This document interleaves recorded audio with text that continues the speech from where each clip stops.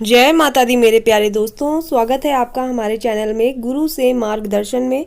दोस्तों, नवरात्रि में करने जा रहे हैं कन्या पूजन, तो इन नियमों का पालन आपको जरूर करना चाहिए, नहीं तो नाराज हो सकती हैं माता। जी हाँ दोस्तों, अगर आप भी इन नवरात्रों में कन्या का पूजन करने जा रहे हैं तो आप सावधान हो जाइए। कुछ नियमों का पालन करना आपको बहुत ज़रूरी है, नहीं तो माता आपसे नाराज हो सकती हैं। दोस्तों, नवरात्रि हिंदू धर्म में विशेष त्योहारों में एक त्यौहार है। यह त्यौहार पूरे देश में बहुत धूमधाम से मनाया जाता है। इसमें माँ दुर्गा के अलग अलग रूपों की पूजा अर्चना की जाती है। नवरात्र में कई लोग 9 दिनों का उपवास करते हैं। साथ ही नवरात्रि के व्रत को पूरा करने के लिए कन्या पूजन का भी विधान है। यह कन्या पूजन नवरात्रि के अंतिम दिनों यानी कि अष्टमी और नवमी के दिन जो तिथि होती है उस दिन किया जाता है। इस दौरान कन्याओं को घर बुलाकर उन्हें भरपेट भोजन भी कराया जाता है। इस बीच आपको कुछ नियमों का पालन करना बहुत ज़रूरी है, नहीं तो आपकी माता आपसे हो जाएंगी नाराज। जी हाँ दोस्तों, आपसे नाराज हो सकती हैं माता रानी। दोस्तों, आपको कुछ नियम पालन जरूर करना है। उनकी कृपा आप पर नहीं बरसेगी अगर आप इन नियमों को नहीं मानेंगे।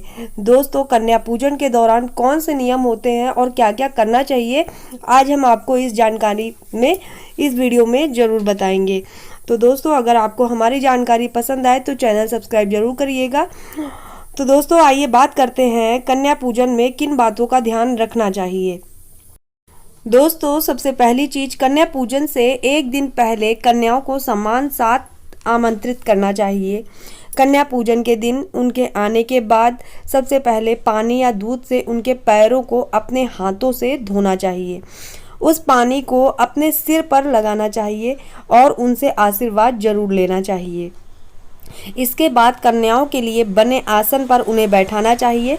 उनके सामने भोजन परोसना चाहिए। ध्यान रहे, कन्याओं के साथ एक बालक का होना बहुत जरूरी है, जिन्हें आप भैरव भैया भी बोल सकते हैं।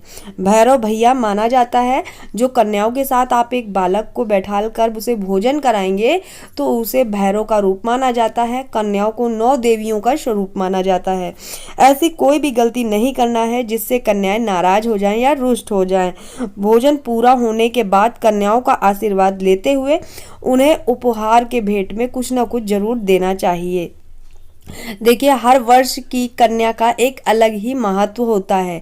हर साल की कन्या का एक अलग महत्व होता है।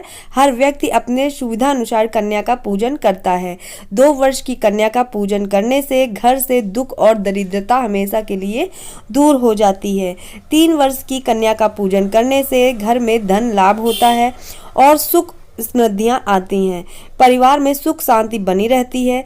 यदि आप 4 साल की कन्या का पूजन करते हैं तो इससे परिवार का कल्याण होता है, और अगर आप 5 साल की कन्या का पूजन कर रहे हैं तो आपको और आपके परिवार के सभी लोगों को रोग से मुक्ति मिलेगी। तो दोस्तों, इस तरह से हर वर्ष की कन्या का बहुत अलग अलग महत्व होता है और सभी बहुत ज़रूरी है। तो दोस्तों, आप जब भी कन्या पूजन करें तो आप इन बातों का ध्यान जरूर रखें कि क्या आपको करना है, क्या नहीं करना है, नहीं तो आपसे माता रानी रुष्ट हो सकती हैं। तो कन्या पूजन करते समय आप इन बातों का ध्यान जरूर रखें। दोस्तों, आप जब भी कन्या पूजन करें तो कन्याओं के पैरों को धुलकर उनको स्वच्छ और कोमल आसन पर जरूर बैठा ले। वह माता का ही रूप होती हैं। उनका पैर छूकर आशीर्वाद ले। उसके बाद कन्याओं के माथे पर अक्षत, फूल और कुमकुम लगाना अनिवार्य होता है। इसके बाद माँ भगवती का ध्यान करने के बाद इन देवी स्वरूप कन्याओं को इच्छा अनुसार भोजन कराएं। कन्याओं को अपने हाथों से थाल सजाकर ही भोजन करवाएं। अपने सामर्थ्य के अनुसार से उन्हें दक्षिणा जरूर दें। उसके बाद उपहार में आप उन्हें कुछ दोबारा पैर छूकर दे सकते हैं। अपने घर में बुलाई जाने वाली कन्या आयु 2 वर्ष से 10 वर्ष के भीतर की होनी चाहिए। कम से कम 9 कन्याओं का पूजन जरूर करिए। उन्हें बुलाकर इस तरह से भोजन जरूर कराएं, जिसमें एक बालक बहुत जरूरी है होना, जिसे भैरव का रूप भी बोलते हैं, लंगूर भी बोलते हैं और हनुमान जी का रूप जैसे जानते हैं उसे भी बोला जाता है। तो अगर आप इन कन्याओं के साथ एक लंगूर यानी कि भैरव जी को भोजन नहीं कराएंगे, तब तक ये आपकी पूजा पूरी नहीं होगी, उसे पूर्ण नहीं समझा जाएगा। यदि 9 कन्या से ज़्यादा भोजन करने आ जा रही हैं तो इसमें कोई आपत्ति नहीं है, उनका स्वागत करना चाहिए। दोस्तों, यहाँ पर जितनी भी कन्याएं हैं, जितने जितने साल की होती हैं, उनका एक अलग ही रूप होता है और हर कन्या को एक अलग माता के रूप में हम उनकी पूजा करते हैं। 4 साल की जो कन्या होती है उसे कल्याणी माना जाता है। इनकी पूजा परिवार के कल्याण के लिए की जाती है। 5 वर्ष की जो कन्या होती है रोहिणी होती है। रोहिणी की पूजा करने से व्यक्ति रोग मुक्त रहता है। और 6 साल की कन्या कालिका होती हैं। इनको कालिका का रूप माना जाता है, जिसे आप हर परीक्षाओं में या विद्या कहते हैं उसमें आपको सफल विजय बनाती हैं। 7 वर्ष की जो कन्या होती है उसे चंडिका बोलते हैं और 8 वर्ष की कन्या जो होती है उसे सांभवी बोलते हैं। 9 साल की जो कन्या होती है उसे दुर्गा का रूप कहते हैं। तो इस तरह जो दुर्गा का रूप होती हैं, इनका पूजन करने के बाद ये क्या करती हैं, ये शत्रुओं का विनाश करती हैं।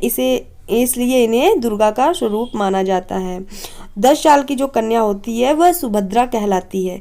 तो दोस्तों, इस तरह से आपको हर कन्या को उनका अलग अलग रूप मानकर उनकी पूजा करनी है। और 3 वर्ष की जो कन्या होती है वो हमारी त्रिमूर्ति होती है।